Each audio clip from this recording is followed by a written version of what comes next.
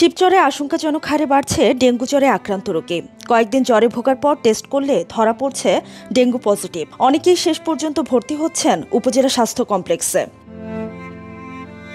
গত 4 মাসে উপজেলা স্বাস্থ্য কমপ্লেক্সে ভর্তি হয়েছেন 204 জন রোগী। এর মধ্যে জুলাই মাসে মারা গেছেন একজন।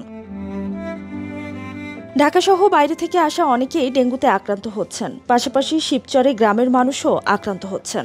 শুধু 28 সেপ্টেম্বর একদিনেই নতুন 8 জন রোগী ডেঙ্গু পজিটিভ ধরা পড়েছে। দিন পরীক্ষা করতে গেছি, যে ডাক্তার আমি দেখাইছি সেই ডাক্তার আহে নাই। রোগ মনে করেন বৃহস্পতিবার আমি বাসি নেওয়া হলে আমি এর নিকে বইয়ে থাকি। সচেতনতা বৃদ্ধির পাশাপাশি জ্বর হলে অবহেলা না করে দ্রুত স্বাস্থ্য কমপ্লেক্সে এসে চিকিৎসা নেবার পরামর্শ দিচ্ছেন উপজেলা স্বাস্থ্য ও পরিবার পরিকল্পনার এই কর্মকর্তা। ডেঙ্গু রোগীদের ব্যাপারে আমরা ডেঙ্গু রোগের ব্যাপারে সচেতনতা বৃদ্ধির জন্য আমরা বিভিন্নভাবে প্রচারণা চালাচ্ছি এবং জনগণকে সচেতন করার চেষ্টা করছি। তাদেরকে বারবার বলা হচ্ছে যে কোনো ধরনের জ্বর তারা অবহেলা না করার জন্য দ্রুত আমাদের স্বাস্থ্য কমপ্লেক্সে চলে আসেন।